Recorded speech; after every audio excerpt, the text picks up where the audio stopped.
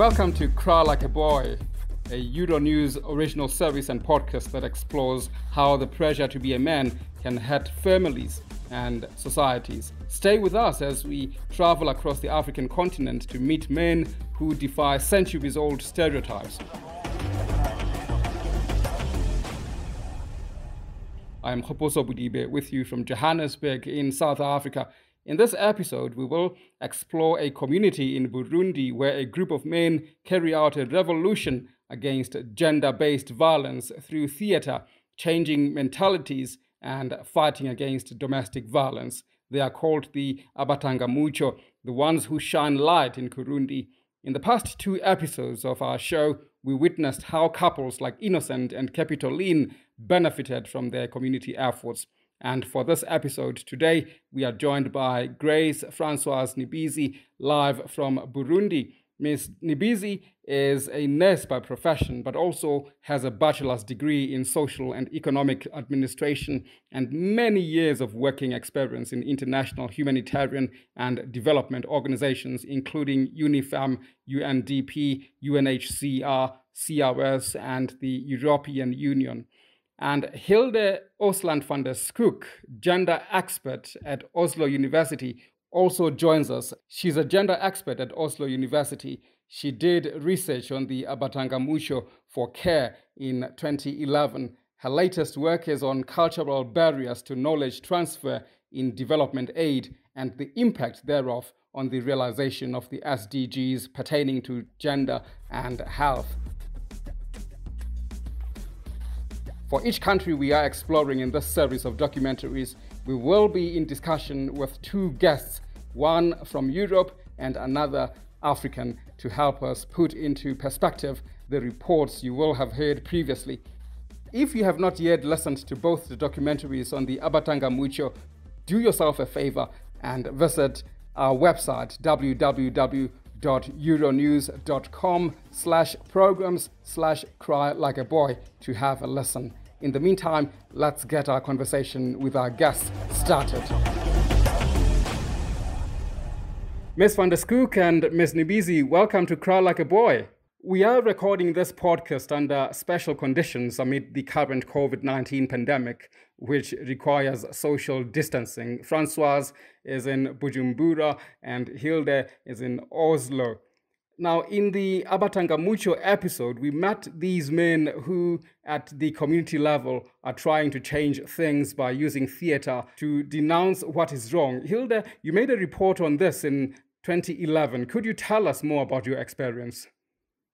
Yes, I was commissioned actually by Care International in Norway, who supports the Abatangamuco, to do a research-based evaluation of their work. And at the time I was working at the Peace Research Institute in Oslo. And to be frank, I didn't really know anything about the Abatangamuco or about Burundi before taking on that assignment. And it was, to me, like a really kind of perspective shifter of an experience to come to Burundi and meet these men in a context where I rather expected very traditional gender roles to materialize, and to hear them talk about how they had basically realized the destructiveness of some of the kind of aspects of masculinities they'd grown up with on their own families, on their own development perspectives, on their wider communities and themselves as human beings. It was fascinating, and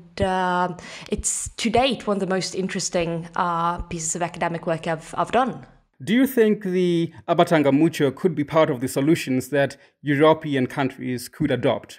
In many ways, yes, I think they can. Because one of the things that really struck me with the Abatangamuco was how they were able to kind of approach their sort of ingrained ideas about what it means to be a real man. They were able to question that and to approach that with, you know, a bit of a kind of critical lens, even from the inside.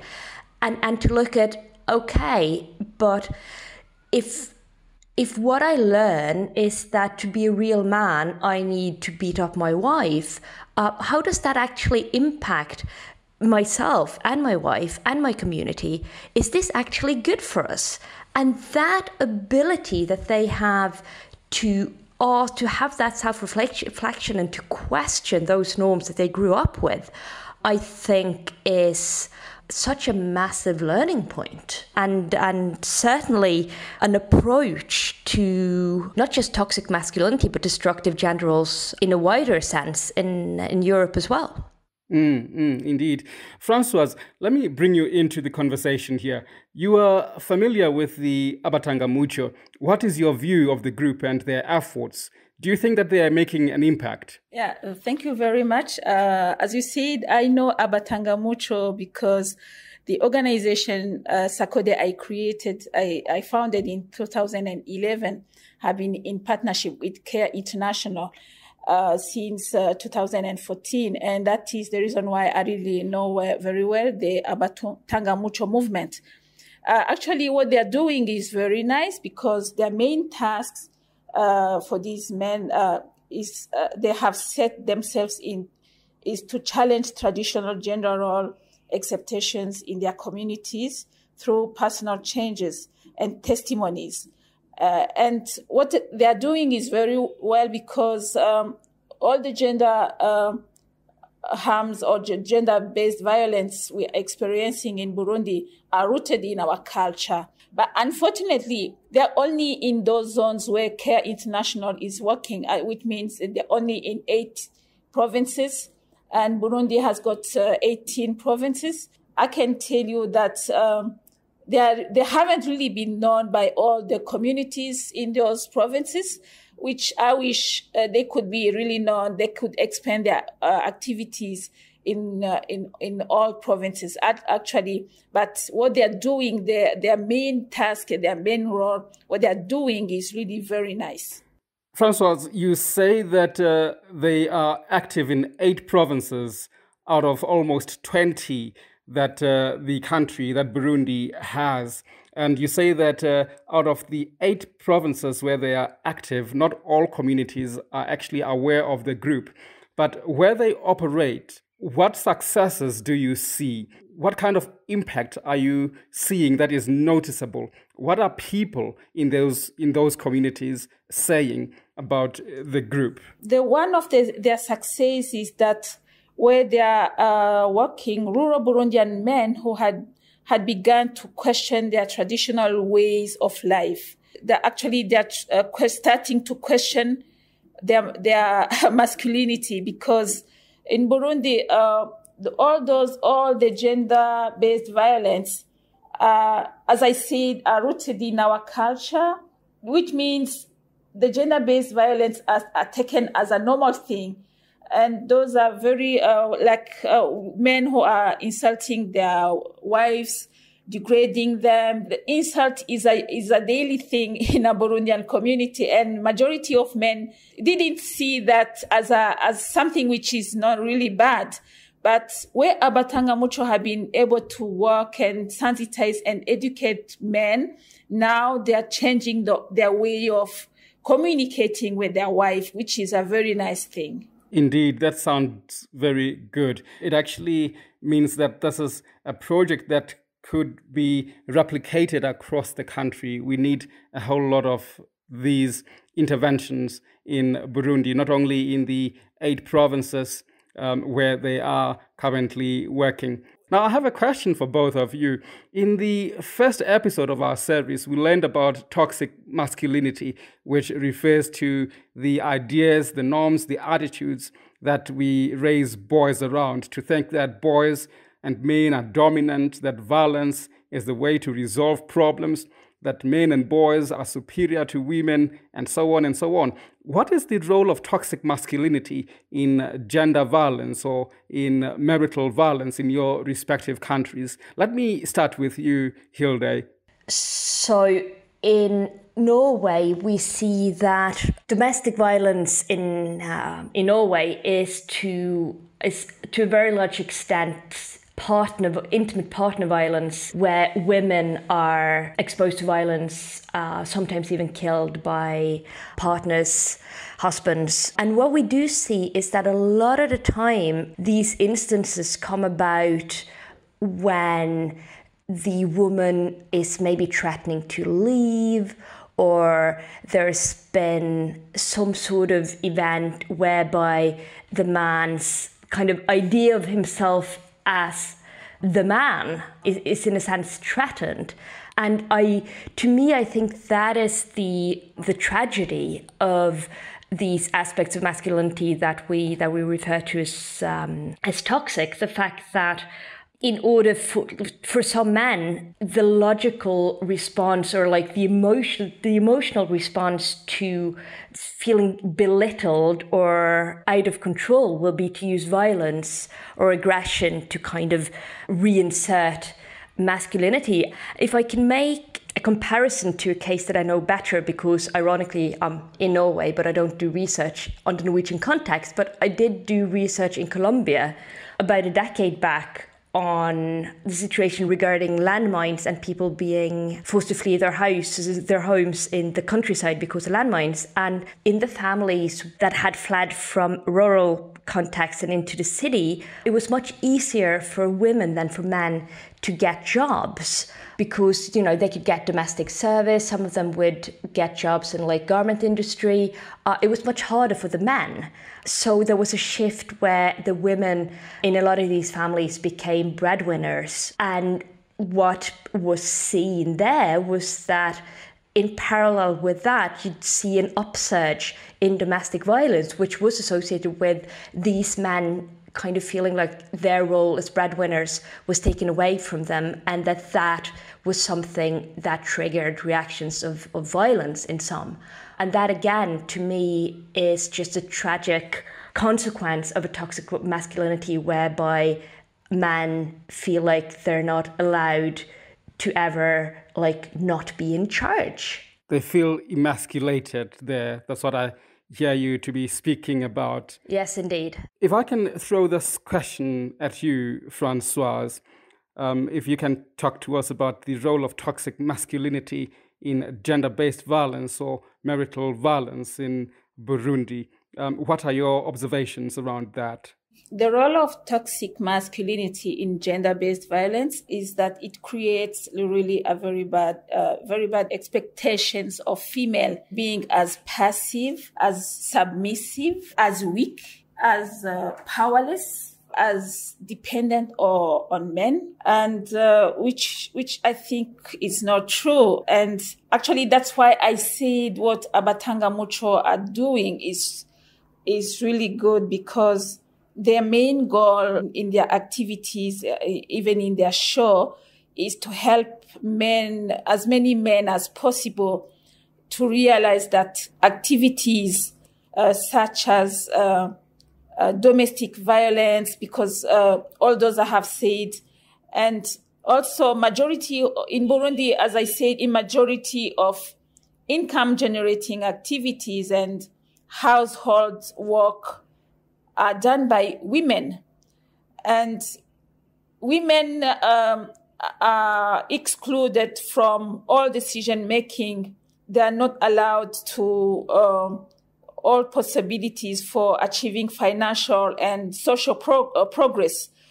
So all those, I consider them as the impact of toxic masculinity, and that's why the Abatangamuco are really challenging all those values and behaviors of gender roles through their testimonies. I wish the Abatangamuco could really cover the whole country, not only Burundi, Africa, even Europe, because I believe it's the same thing all over the world.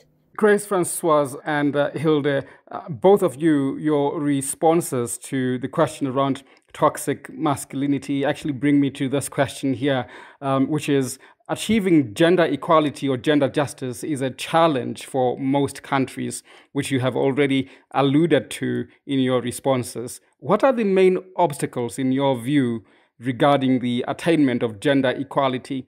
I will start with you, Hilde, in the context of Europe, in the context of Norway, where you're based. What are you seeing as the obstacles there that are preventing the attainment of gender justice? I think that cemented gender roles anywhere you go really is the biggest challenge to gender justice, because our gender roles, they create these kind of fixed expectations about how it is acceptable to be as a man and as a woman. And that creates these blind spots where it becomes so difficult to ask questions and to see the injustice of things that are going on. And, you know, even if gender equality has come a very long way in Norway, like compared to the rest of the world, Norway is doing very well indeed.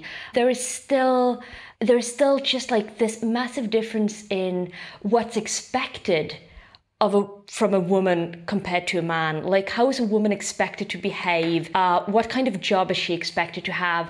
And even if she's allowed to have all the other jobs, even if she's allowed to behave in every other way, she's still expected to do this, that, and the other. And it's the same for men. So, I mean, at that just like overarching level, the fact that we insist on splitting the world into those two camps and assigning these very specific expectations as to how to behave and what you're expected to be good at and what you're expected to be bad at, I think that's what's holding us back across the world. Your views on this, Françoise? In Burundi, the main obstacle is related to the fact that majority of Burundian women are uneducated. More than 70% of Burundian women are really not educated. And that means they don't even know their rights, because they only believe in the culture, and that culture has got a lot of harmful norms, and one of them is that toxic masculinity. Otherwise, the number two obstacle, because education, sensitization, advocacy, all those need to be covered by financial means, which are limited. In my point of view, those are the two main obstacles. Women are not educated, which means they don't know their rights. They believe in the culture. It's very unfortunate that, like, I can give you an example related to inheritance. We are in 2020, and we in Burundi, women and girls cannot inherit. And when we went to do a study, we realized that majority of people who were against that law were women. And for me, those women were against because they were not really, they could not think deeply and widely to see the consequences of not being inherited. They just believe in the cultural norms, and those cultural norms are some of the norms are very harmful. Well, thank you both. Thank you for sharing your time with us. Stay tuned to hear more from our guests in the second half of this interview, to be aired 2 weeks from now. Thank you so much for joining us for this edition. This show has been produced with me, Khoposo Budibe. I'm a journalist, I'm a gender activist, I'm a communications specialist focusing on development issues, particularly gender issues and human rights.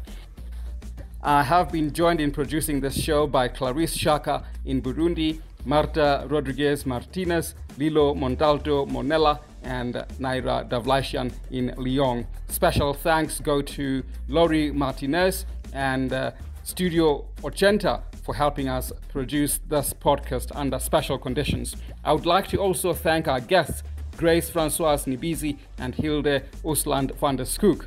For more information on Cry Like a Boy, a Euronews original service and podcast, go to euronews.com/crylikeaboy to find opinion pieces, videos, and articles on the topic. Follow us on Twitter, @Euronews is our handle, and on Instagram, we are @euronews.tv. Share with us your own stories of how you changed and challenged your view on what it means to be a man use hashtag cry like a boy. If you're a French speaker, this podcast is also available in French. Dans la tête des hommes is the name.